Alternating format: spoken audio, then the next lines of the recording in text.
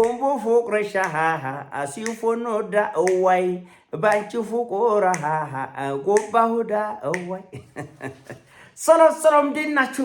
በያላችሁበት ሁሉ ነገር ሰላም ነው። አሽን አንድ ያላችሁ እሞኝላችሁ አልብስስ ኩም እንደሆነ ወዳች ላይክ እና ሼር እያደረጋችሁ ሀሳቦቻችሁ ለብዙዎች አካፍሉ። ሀሳብ ሲሞቻችሁ እንደሆነ ወዳችሁ 3000 ላይክ እንድትጎጭኝ ቦቱትና አጎፍ ዛቻ ለዛሉ ሚዛናችን ይዘላችሁ መጣን። ሶበር ዜና የቢቢሲን አስገራሚና አስደናቂ ትንታኔ ነው።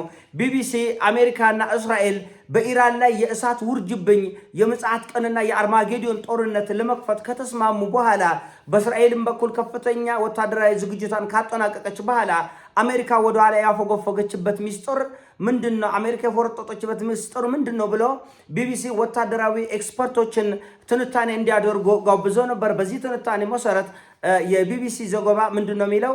አሜሪካ በቶም ሃውክ በፓትሪዮትና በታድ ሚሳኤል ምክንያት ባዶቂጣ ቆርጣለች ነው የተባለው። አሜሪካ ባዶቂጣ 1000 ቶም ሃውክ ሚሳኤሎች ከአሜሪካ የጦር ግምጃ ቤት ወጥተው ኢራን ላይ ተተኩሰዋል።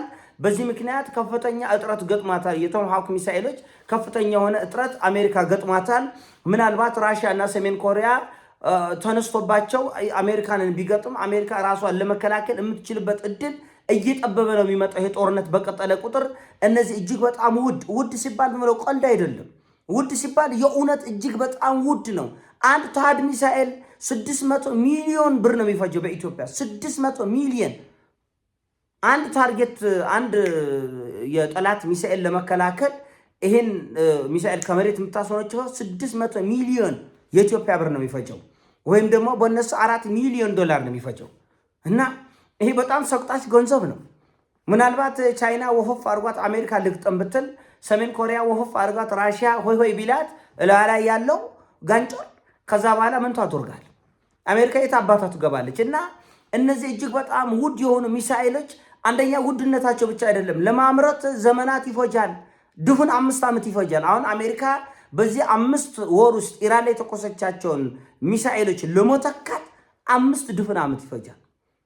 5 ድፍን ዓመት እና አሜሪካ እስካሁን በእጇ የያዘችው የቶም ሃውክ የታድ ሚሳኤሎችና የነዚህ ፓትሪዮት ሚሳኤሎች ከ2013 ጀምሮ ያጠራቀመችው ነው።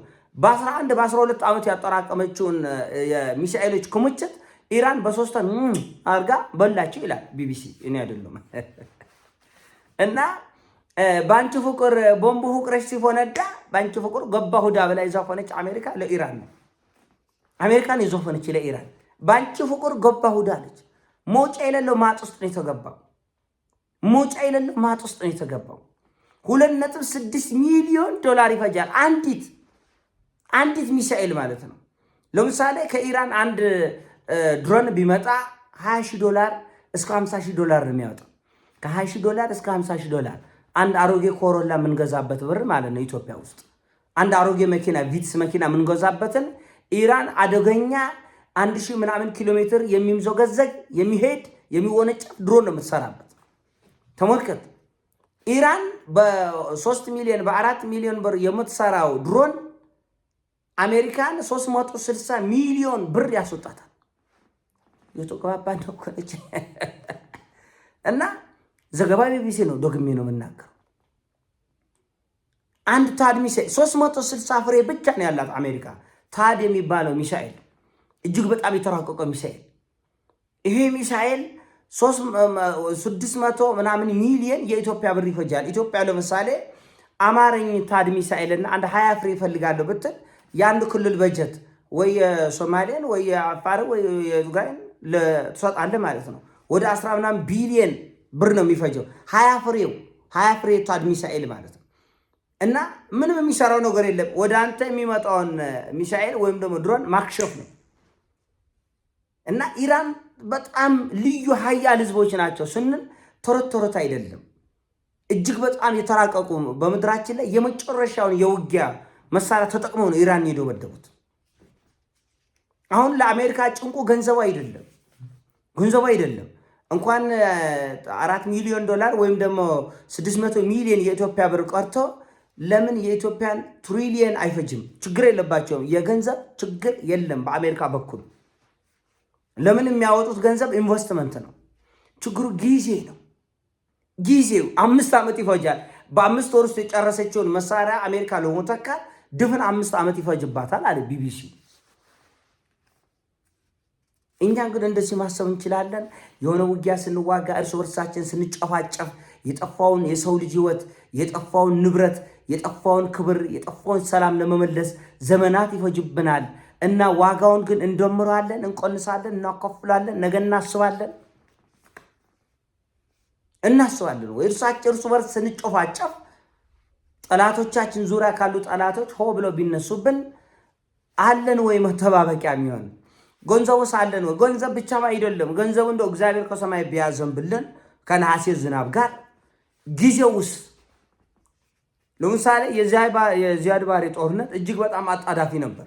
ኢትዮጵያ በኤርትራ በኩል የነበረው ውጊያ እንደምታውቁት እንግዲህ በደርግ ዘመነ መንግስት የነበረው ውጊያ አሰብን ኢትዮጵያ እንዳታጣ በሚደረገው ውጊያ አገሪቱ በኢኮኖሚም በሰው ህይወቱም በብዙ ነገር ተዳክማ ነበር እና በዛ መሃል ነው ሶማሌ ወረራ ይመጣ። የሶማሌ ወረራ ሲመጣ ዝርክርካችን ነው የወጣው። ለምን? ብዙ ገንዘብ እዚህ አፍሰናል፣ ብዙ ንብረት ወድሟል። ከዛ በፊት በነበሩም ጦርነቶች ብዙ ችግሮች ተፈጥሯል። ስለዚህ የጥድፊያ ምናልባት በወቅቱ የነበሩ ጀግና አርበኛ ኢትዮጵያውያን አንድነት መንፈስ ያለባቸው ለአገራችን በአንድነት የሚዋደቁ ጀግኖች የነበሩ ስለሆኑ በጀግኖቿ ልጆቿ አገሪቱ ያን የችግር ቀን አልፋለች። ግን በወቅቱ የነበራት የአገሪቱ ካዝና መሟጠጥ፣ የወዳጆቻችን ክህደት እና አሜሪካ ያሳዩት ክህደት፣ ዓለም አቀፋዊ ፖለቲካ ውጥረት አገሪቷን ባህር ላይ የወደቀው ኩበት አድርጓት ነበር። ባህር ላይ የወደቀው ኩበት ተንሳፋ ልትቀር ነበር። ግን እግዚአብሔር ረድቷ ያ በጣም አስቸጋሪ ጊዜ በጀግና ኢትዮጵያውያኖች አመለጠ እና ወርቃማ ታሪክ ጻፈን።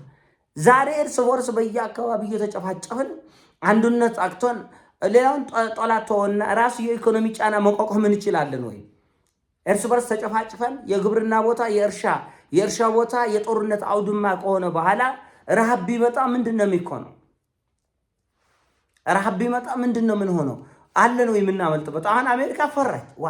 ለዚች ለኢራን ያለውን ሚሳኤል ሁሉ ጨፍጨፍ መጨረሻ ባዶ ቂጤ ልቆረ እንዲህ አለች።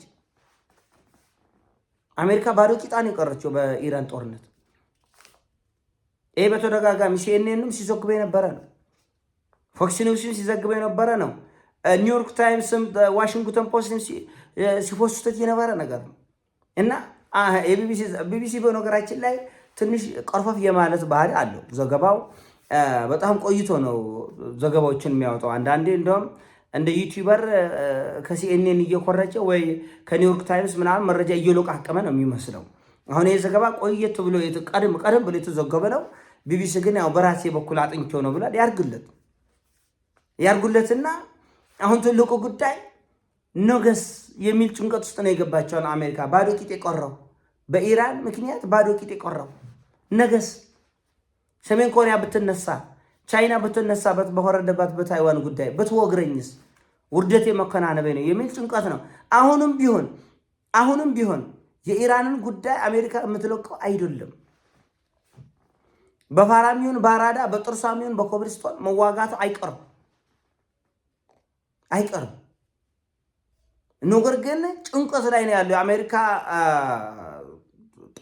ተዋጊዎች ወይም ደግሞ ምንድን ነው የመከላከያ ሚኒስትሩ ፔንታጎን ጭንቀት ላይ ነው ያለው። እንዳይተውት የኢራን ጉዳይ የውርደት የፍረት ነው። እንዳይወጉ የአሜሪካ የጦር ግምጃ ቤት ባዶ ቂጡ ቆርታል። ባዶ ቂጡ። በነገራችን ላይ በትናንትናው ዕለት በዚህ ጦርነት እስራኤልን የተቃወመ ከሁዶግ የተናገረ ወደ አሜሪካ አይገባም ተብሏል። ወይኔ ጉዴ!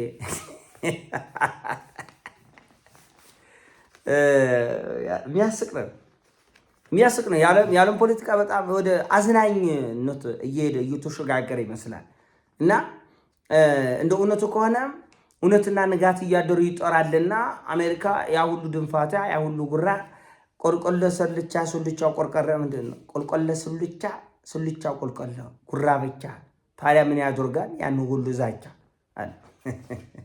እና ትልቁ ነገር ምንድነው? አሜሪካ የገባችበት ዕዳ ፍዳ እንዲሁ በቀላሉ የምትወጣበት አይደለም። ሌላውንም ዓለም ወደ መቀመቅ ወይም ደግሞ ወደ አስቸጋሪ ችግር ውስጥ ይዛ እየገባችው ይመስላል። ይሄ ሐሳብ ነው። ሐሳብ ሲሞቻችሁ ላይክ አድርጉ፣ ሼር አድርጎ በያላችሁበት ይሞቻችሁ። እወዳችኋለሁ።